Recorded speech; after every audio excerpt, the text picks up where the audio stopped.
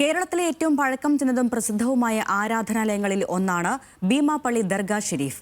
രോഗശാന്തി തേടിയെത്തുന്നവരുടെ പറുദീസ് എന്നറിയപ്പെടുന്ന ഭീമാപള്ളിയിലെ ഉറൂസ് ആഘോഷം തലസ്ഥാനവാസികളുടെ ഒത്തുകൂടൽ വേദി കൂടിയാണ്. ഭീമാപള്ളി എന്ന നാമധേയത്തിന് പിന്നിൽ സ്ത്രീപക്ഷ രാഷ്ട്രീയത്തിന്റെ അടയാളപ്പെടുത്തലുകൾ കൂടിയുണ്ട്. നാനാജാതി മതസ്ഥരുടെയും ആരാധനാ കേന്ദ്രമായ തിരുവനന്തപുരത്ത് സ്ഥിതി ചെയ്യുന്ന ഭീമാപള്ളിയുടെ വിശേഷങ്ങളാണ് കാണാം.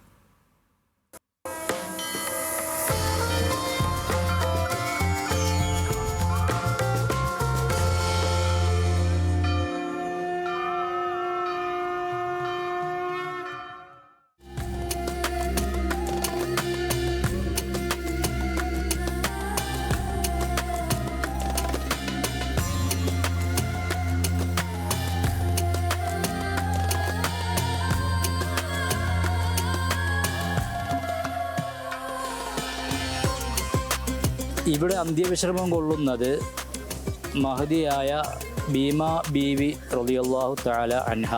അവിടുത്തെ ഓമനപുത്രൻ സയ്യിദ് ഷഹീദ് മാഹീൻ അബൂബക്കർ റളിയല്ലാഹു അൻഹു നൂറ്റാണ്ടുകൾക്ക് മുമ്പ് അറേബ്യൻ മണലാരുണ്യത്തിൽ നിന്നും പ്രവാചകൻ മുഹമ്മദ് മുസ്തഫ സല്ലല്ലാഹു അലൈഹി വസല്ലമ തങ്ങളുടെ ആത്മീയ ദർശനം മുഖേന ആജ്ഞപ്രകാരമാണ് അവർ ഈ ഇന്ത്യയിൽ എത്തിയിട്ടുള്ളത്, ഇപ്പോൾ സ്ഥിതി ചെയ്യുന്ന ഭീമാപള്ളിയിലുള്ളത്.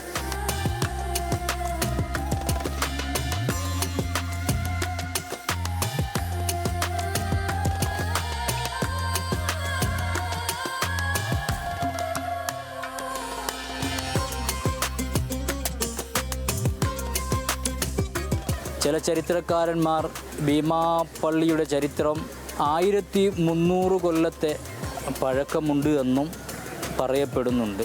പ്രവാചകൻ സല്ലല്ലാഹു അലൈഹി വസല്ലമ തങ്ങളുടെ ആത്മീയ ദർശനപ്രകാരം ഇന്ത്യയിലേക്ക് വരികയും ആദ്യം മാഹി എന്ന് പറയുന്ന സ്ഥലത്താണ് എത്തിയിട്ടുള്ളത്.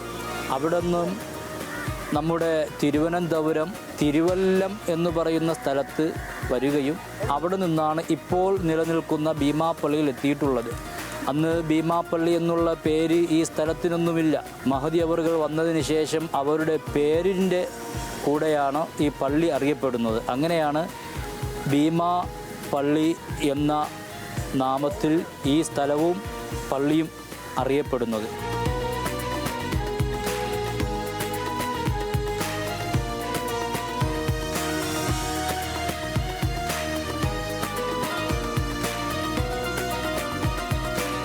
അവർ ജീവിച്ചിരിക്കുന്ന കാലഘട്ടത്ത് ധാരാളം ആൾക്കാർ അവരുടെ അടുക്കൽ വരികയും പല വ്യക്തികളും വന്നുകൊണ്ട് കാര്യങ്ങൾ ചോദിക്കുമ്പോൾ അതിന് മറുപടി പറയുകയും പല മാറാവ്യാധി രോഗികൾ വന്ന് തൻ്റെ വിഷമം പറയുമ്പോൾ ആ വിഷമങ്ങൾ മാറിക്കിട്ടുവാൻ വേണ്ടി അവർ പടച്ചവനോട് ദുആ ചെയ്തു ഒന്ന് കൈകൊണ്ട് തലോടിയാൽ അവരുടെ രോഗങ്ങൾക്ക് ശിഫ കിട്ടുകയും മാറാവ്യാധി രോഗങ്ങൾ വരെ മാറിയിട്ടുണ്ട്.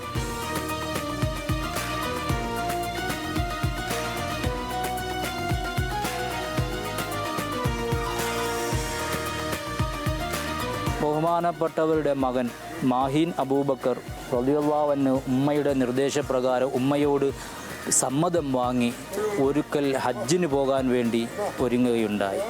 ഉമ്മയുടെ സമ്മതപ്രകാരം തന്നെയാണ് ഹജ്ജിന് പോയത്.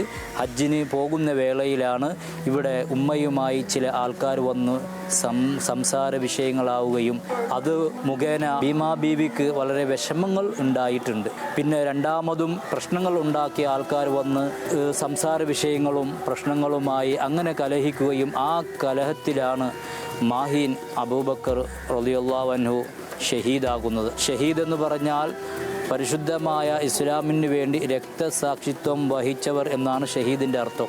മകൻ്റെ വേർപാടിന് ഒരു 40 ദിവസത്തിനു ശേഷം ഉമ്മയും ഒറ്റപ്പെട്ടു ആ സങ്കടത്തിൽ വിഷമത്തിൽ ഉമ്മയും ഈ ലോകത്തോട് വിട പറയുകയാണ്. അവർ രണ്ടുപേരും ഇപ്പോൾ അന്ത്യവിശ്രമം കൊള്ളുന്നത് ഈ ഭീമാപള്ളിയുടെ അകത്തളത്തിലാണ്.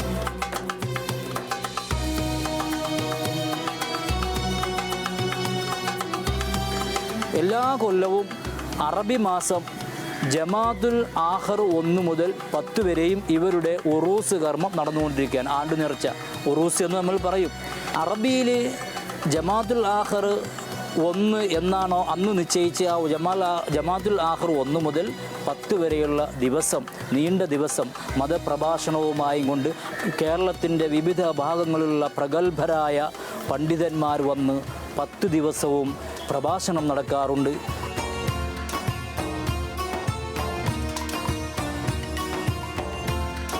ഇവിടെ ജാതി വെറിയോ മതവിദ്വേഷമോ ഇവിടെ നടക്കുന്നില്ല. ജാതി മത ഭേദമന്യേ പലരും വരികയും എല്ലാവരെയും സന്തോഷത്തോടുകൂടെ ഇവിടെ സ്വീകരിക്കുകയും അവരുടെ കാര്യങ്ങൾ പറഞ്ഞു പിരിഞ്ഞു പോവുകയും ചെയ്യാം. പടച്ച തമ്പുരാൻ്റെ അനുഗ്രഹം കൊണ്ട് ഇപ്പോഴും അങ്ങനെ തന്നെയാണ്.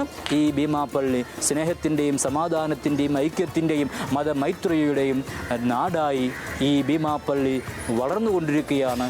ഇൻഷാ അല്ലാഹ് ഖിയാമത്ത് നാൾ വരെ അങ്ങനെ തന്നെ നിലനിന്ന് പോവുകയും ചെയ്യും. ഓരോ ഉറൂസ് കാലത്തും വിഷാദികളായ ആയിരങ്ങൾ പൂഴിയിൽ കാൽ പതിപ്പിച്ച് ഭീമാ ബീവിയെയും മകനെയും കാണുവാൻ എത്തുന്നു. അവർ ചുവന്ന പട്ടും ബീഡിയും എണ്ണയും ബാവയുടെ കബറിങ്കൽ നേർച്ച വയ്ക്കുന്നു. വലിയ മിനാരങ്ങൾക്കു താഴെ പച്ചപ്പട്ടിന്റെ മറയ്ക്കപ്പുറം ഉമ്മയും മകനും അവർക്ക് സ്വാന്തനമേകി മനസ്സിന് മുറിവേറ്റവരുടെ ശരീരങ്ങൾക്ക് പുനർജീവനം നൽകുന്നു.